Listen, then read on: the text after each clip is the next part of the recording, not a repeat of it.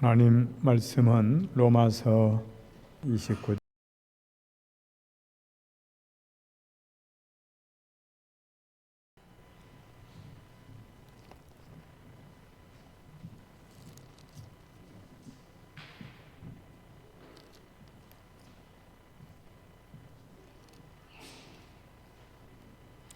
로마서 8장 29절 30절 봉독합니다.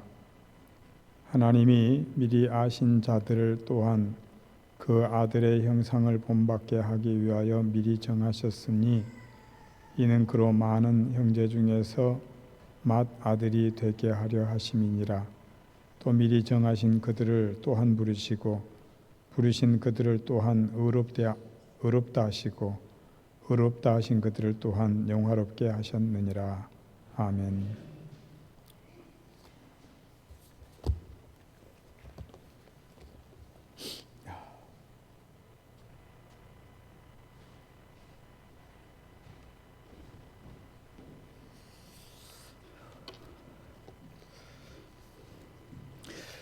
지난주 이어서 8장 29절부터 30절에 있는 이 말씀이 참 우리 그리스도인의 어떤 삶을 이끌어가는 데서 가장 중요한 지침 중에 하나가 아닌가라는 생각이 되어집니다.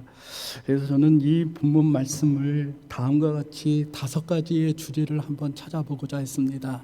첫 번째는 사랑으로서 계획하시는 하나님이라는 아주 좋은 주제를 잡게 되었고, 또 하나는 사랑으로서 부르시는 하나님, 사랑으로 정하시는 하나님, 선택하시는 하나님, 또 하나님 사랑으로서 부르시는 하나님, 또 사랑으로서 의롭다 하시는 하나님, 또 하나는 사랑으로서 영광스럽게 하실 하나님. 이 하나님, 이 5가지의 주제가 참 오늘 우리에게 큰 의미로 다가옵니다. 저는 오늘 이 첫 번째 이 주제를 오늘 본 말씀을 통하여서 사랑으로서 우리를 계획하시는 하나님이라는 이 주제로 말씀을 나누고자 합니다. 어떤 대상을 알아가는 일은 아주 흥미로운 것입니다. 어떤 새로운 지식이 나에게 얻어질 때에 어떤 희열감과 성취감이 이루어집니다. 그래서 이 어르신들이 지속적으로 무엇인가를 알아갈 때는요, 어떤 치유하는 일들이 나타납니다. 약했던 기능도 약해져지는 것이 아니라 그것을 보존할 뿐만 아니라 그 기능이 회복되어져요.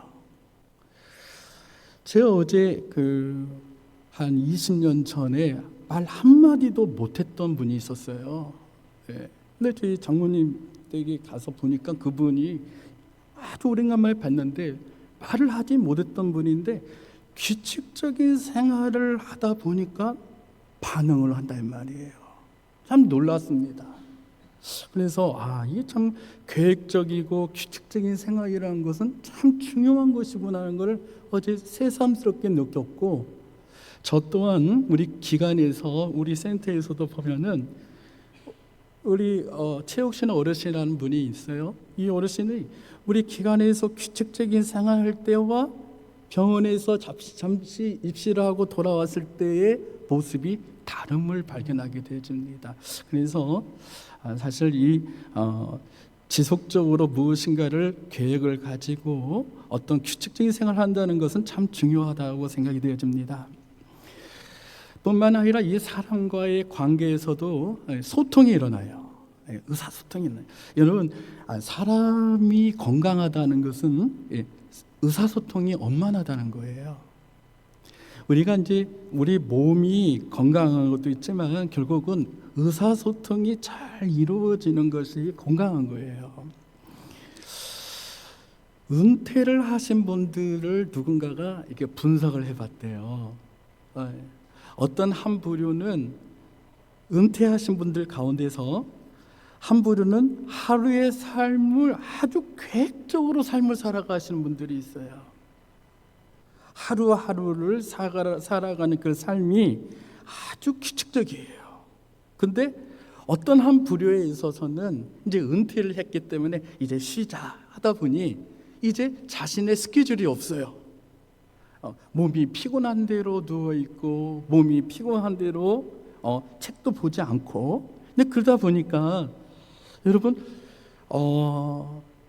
지금은 그렇지는 않지만요, 예전에 제가 대학교를 다니고 고등학교 때를 다닐 때만 해도 은사 선생님을 찾아가면 갑자기 막 상노인이 되어 있는 경우가 있어요.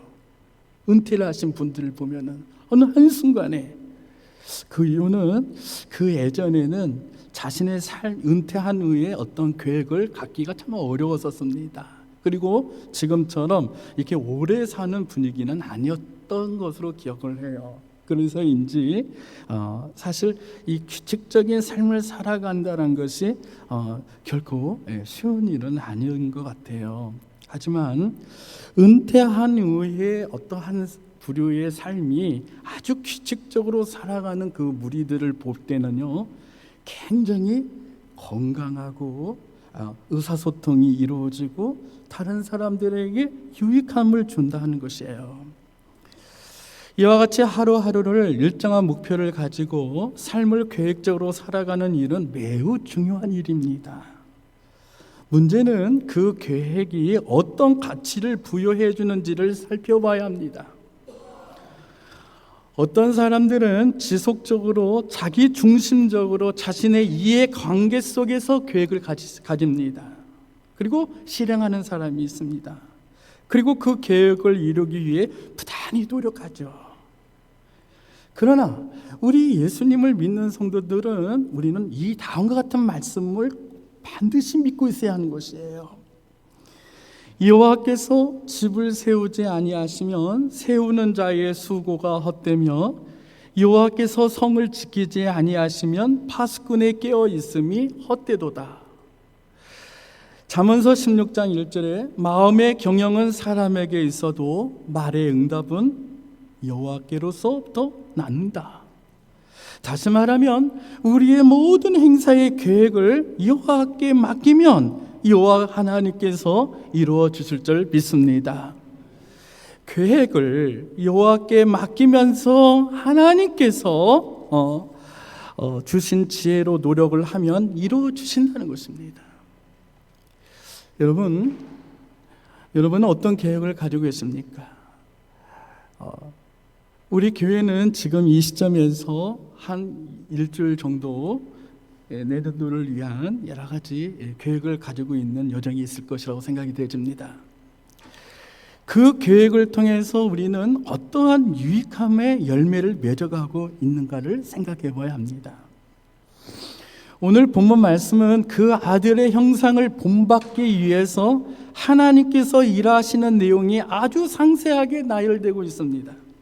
그 중에 하나가 하나님께서 우리 믿는 성도들을 위해 창세 전부터 우리를 알고 계획하시고 계심을 알 수 있습니다.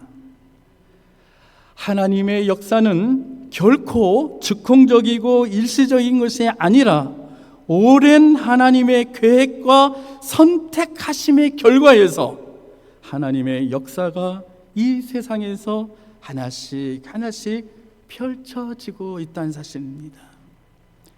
여기서 우리가 주목해야 할 점은 하나님의 계획하심의 원리는 무엇인가를 살펴볼 때에 우리는 하나님의 아들 형상을 닮아갈 수 있습니다.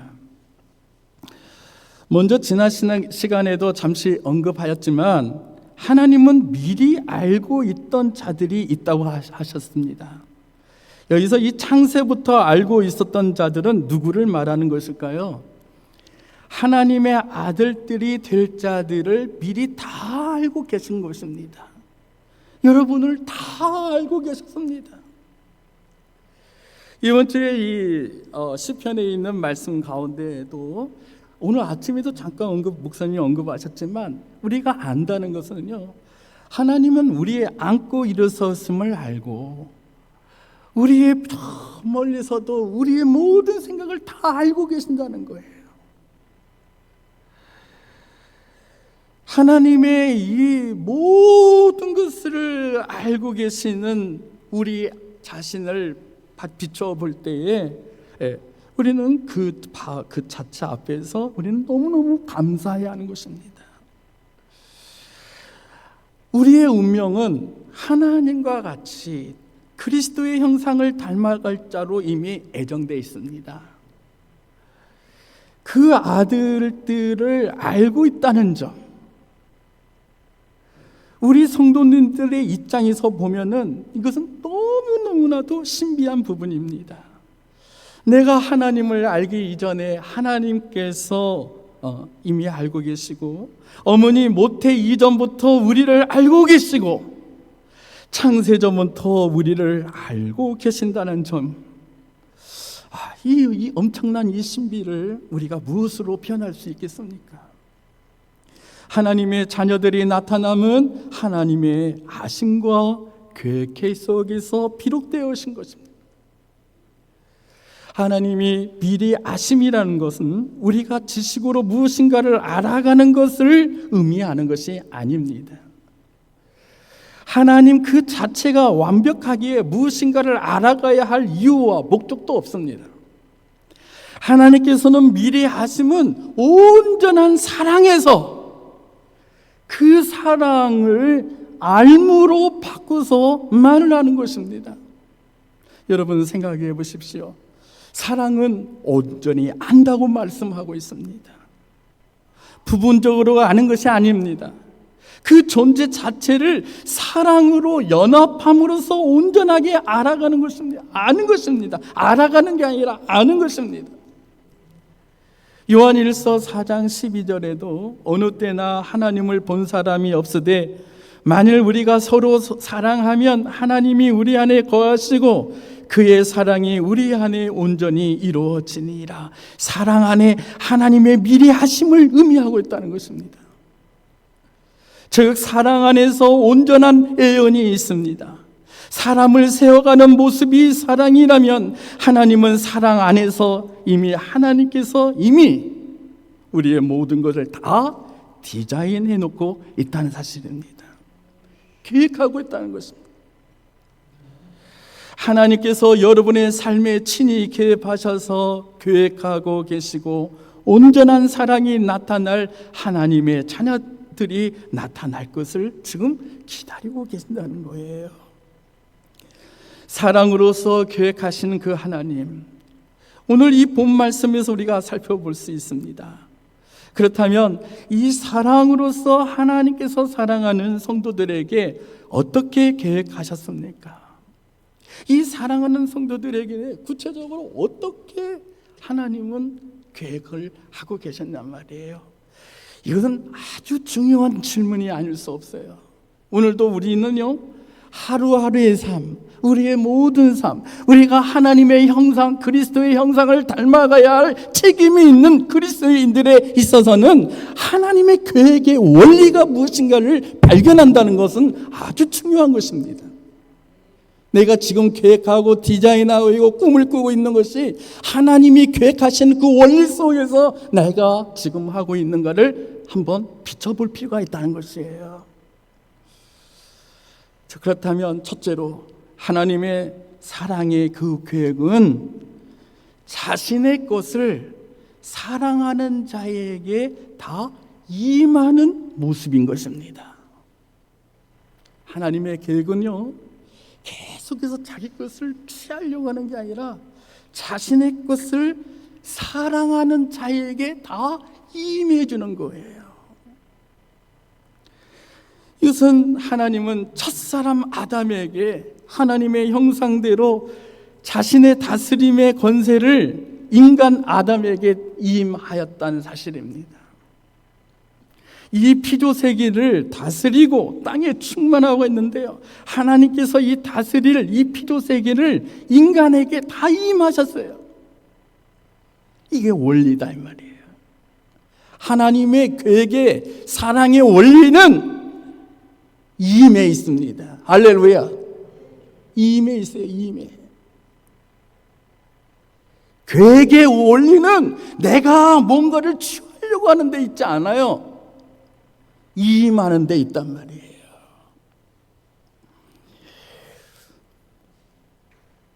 오늘 우리가 계획하는 모습과 매우 다른 모습입니다. 내가 열심히 해놓고 다른 사람에게 임하고 전수하는 일은 결코 쉬운 일이 아닙니다. 하지만 이 방법이 하나님의 계획이었다는 사실입니다. 여러분, 성경의 많은 이야기를 속에 보면요, 일일이 다 열거할 수는 없습니다만 거의 줄거리가 이런 이야기입니다. 형들의 미움을 받아 애굽 노예로 팔림을 받은 요셉이라도요, 하나님의 계획하심에서 하나님의 건세를 누구에게 임했어요? 요셉에게 임했다는 거예요. 이 세상의 주인은 파라오가 아니라 살아계신 하나님이라는 사실을 온 세상에 알게 하신 것입니다. 모세를 보십시오. 모세는 시냇가에서 던져진 죽은 존재였어요. 하지만 하나님의 계획 속에서 하나님은 모세를 통하여 온 천하의 주인이 하나님이라는 것을 나타나기 위하고 선택하신 것입니다. 모세가 가지고 있는 지팡이를 통해서 나타난 하나님의 권세도 하나님께서 모세에게 임한 권세입니다. 뿐만 아니라 예수님도 자신의 사랑하는 제자들에게조차도 하늘과 땅에 있는 모든 권세를 임하는 모습이 나타납니다. 이것이 하나님의 계획의 원리였다 이 말이에요. 하나님의 아들들인 우리도 우리의 계획이 다른 사람을 세우고 온전히 바르게 서 있도록 하기 위해서 우리가 가지고 있는 재능이나 권세나 은세를 사용받아야 한다는 것입니다. 그 이유는 사랑하기 때문입니다. 사랑하는 사람은 다른 사람을 세우고 자신의 것을 다른 사람에게 임하는 모습을 가진 자인 것입니다. 이런 계획을 가지는 자가 하나님의 사랑 안에 계획하는 자라는 것입니다. 두 번째로, 하나님은 어떤 계획을 원리를 갖고 있는가? 하나님의 사랑의 계획은 인자함과 신실함에 있습니다. 따라서 하겠습니다. 인자함과 신실함에 있습니다. 예. 제가 참 좋아하는 분입니다. 제가 간혹 유튜브에 들어가서 계속 그분의 강의를 듣고 있거든요. 이분은 여러분 이제 도 아시지만 2001년도에 타임즈에서 미국의 최고의 신학자라고 평을 했고, 피스메이커, 피스풀 킹덤이라는 아주 유명한 책을 써서 9.11 테러 사건 이후에 이분이 굉장히 미국 사회에서 신학자로서 저명한 신학자로 떠게 됐습니다. 근데 이분이 이런 말을 해요. 의미가 있어서 말씀을 드립니다. 요즘 젊은 사람들이 사랑하기 때문에 결혼합니다 라는 말은 진리가 아니라는 것입니다. 사랑하기 때문에 결혼한다는 것은 위험하다는 것이에요. 물론 사랑하기 때문에 결혼을 하죠. 그러나 무엇을 사랑하느냐가 중요합니다. 그리스도인의 결혼이라는 것은 하나님의 약속을 믿고 하나님의 신실함과 인자하심을 믿고 실천하고자 함께 결혼이라는 그 결혼을 통해서 실천하고자 하는 모습에서 나타난다는 것이에요. 하나님의 약속을, 그 신실함과 인자하심을 믿고 함께 실천하기 위해서 결혼을 해야 한다는 거예요.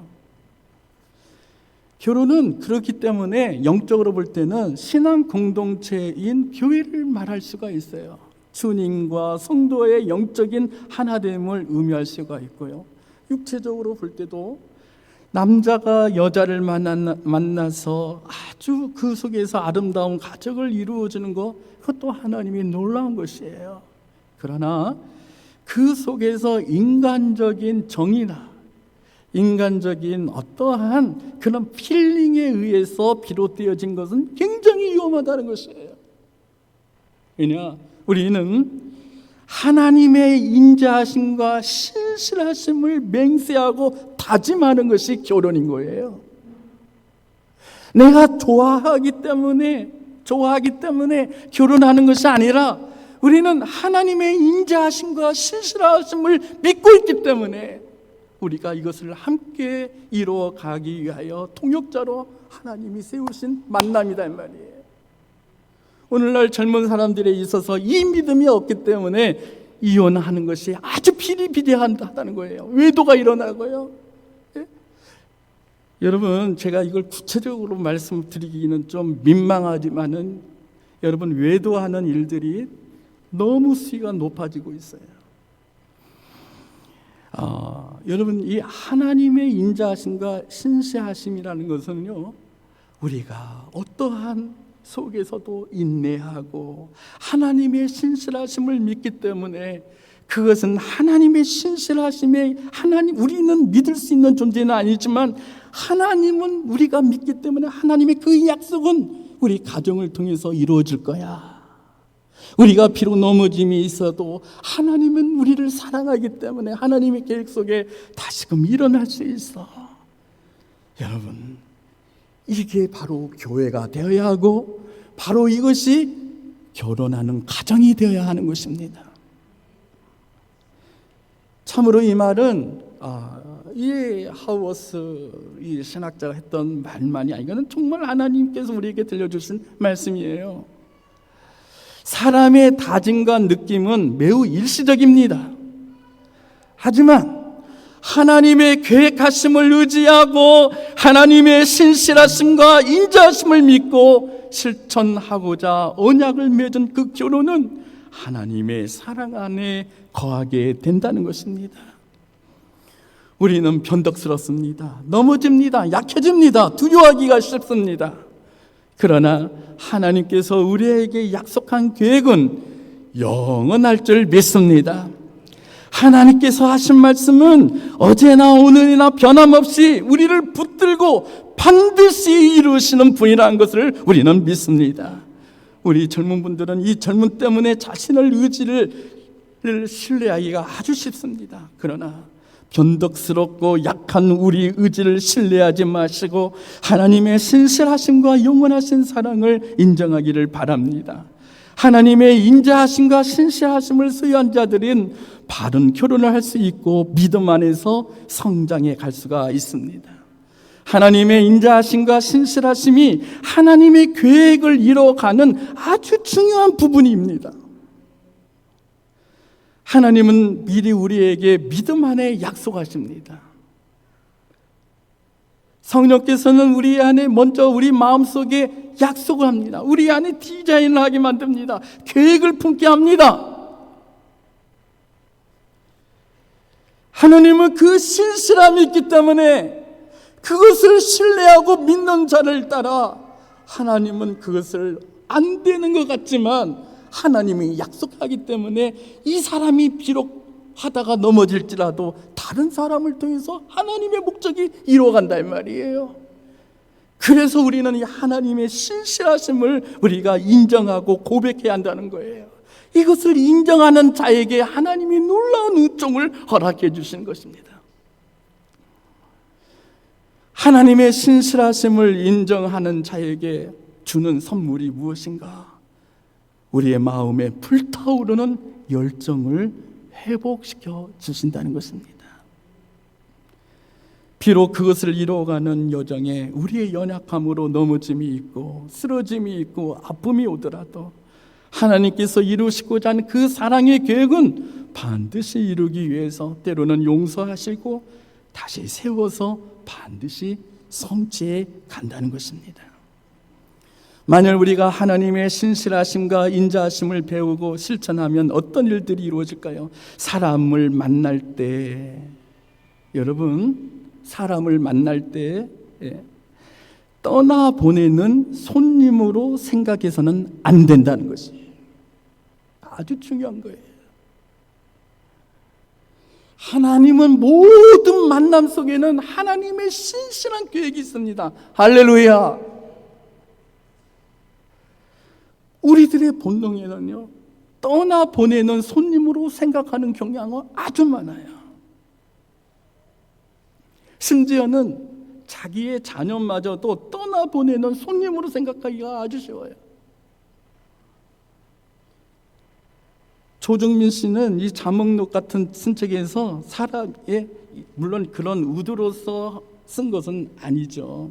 근데 이 책의 요지는 비록 사람이 허물투성이고 고통스럽고 연약할지라도 우리는 하나님의 신실하심과 인자심이 나타나는 하나님의 선물로 여기라는 책이에요. 모든 것들을요. 하나님께서 주신 귀한 선물로 생각할 수 있는 눈이 필요하다는 거예요. 또 하나의 상처를 경험할 수도 있습니다. 어떤 사람을 만났을 때, 또 새로운 만남을 만나려고 할 때, 또 어떤 새로운 사람을 만나기가 너무나도 거북할 때 우리는 왜 그럴까요? 과거에 상처가 있기 때문에요. 내 곁에서 떠나보낸 사람들을 많은 것을 경험했기 때문에 그래요.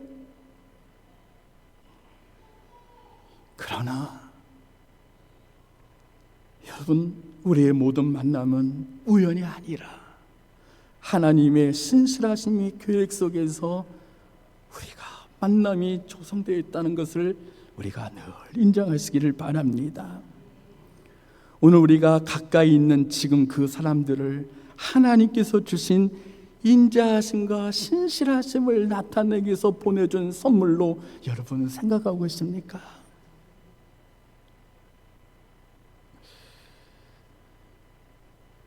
하나님의 사랑의 계획은 하나님의 그 신실하심과 인자하심으로 우리 성도도 이런 계획 속에서 사람들을 하나님의 선물로 여기는, 소중히 여길 수 있는, 사람 자체는 허물투성이죠.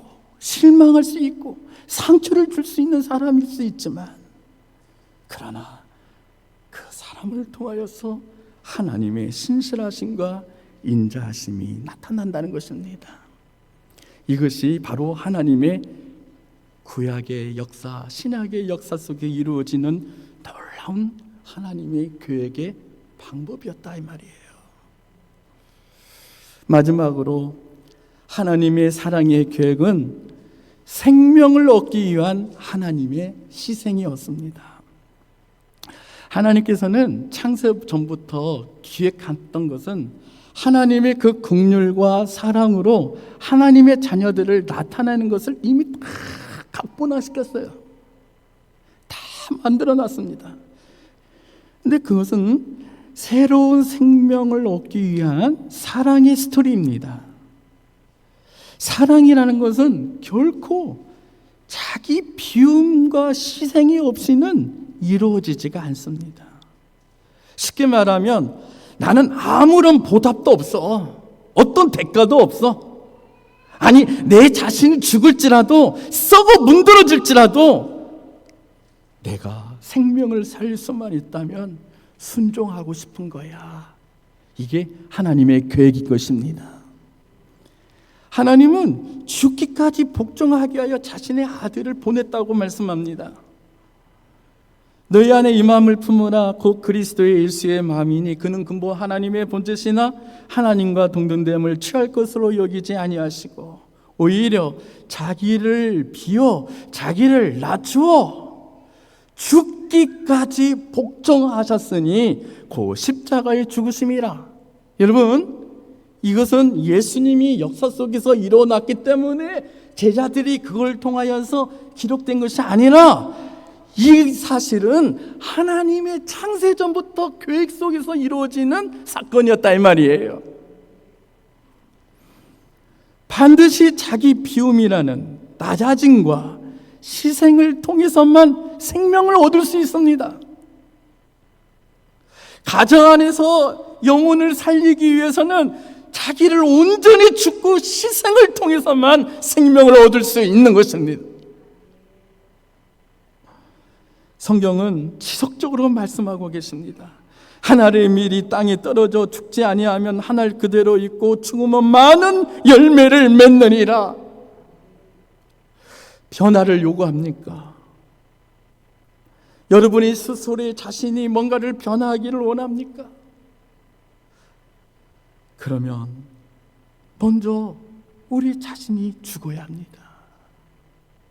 오늘 오전에 주제의 말씀처럼 우리가 더러운 것들을 십자가 앞에서 다 내버리고 하나님 앞에 맡겨버려야 하는 거예요. 순수한 정초된 내 영혼이 있을 때 우리 안에서 주신 이 놀라우신 선물이 하나님의 계획이 우리의 계획으로 바꿔지는 놀라운 선물을 주실 줄 믿습니다. 그렇다면 만일 우리가 하나님의 계획과 같이 내가 하고자 하는 모든 것을 어떤 권세를 나중에 임하고 또 신실하고 인자하고 희생의 그런 계획 속에서 디자인하고 있다면 바로 이것은 하나님의 뜻이라는 것입니다.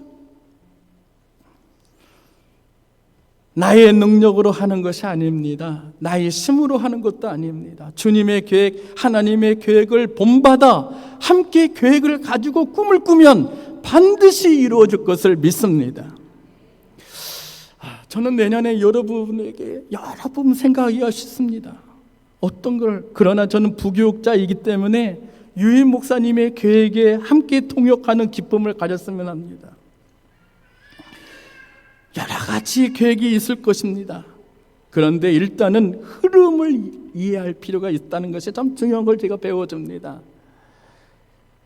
먼저 내가 어떤 것을 하기 전에 우리 교회가 가지고 있는 아주 좋은 흐름이 무엇인가? 우리 성도들이 바탕 속에 우리 교회만 가지고 있는 독특한 부분이 무엇인가? 우리 이런 부분들을 잘 이해가 필요한 걸 느낍니다. 그리고 오늘 말씀처럼 첫째로 임할 수 있는 지혜가 있는지,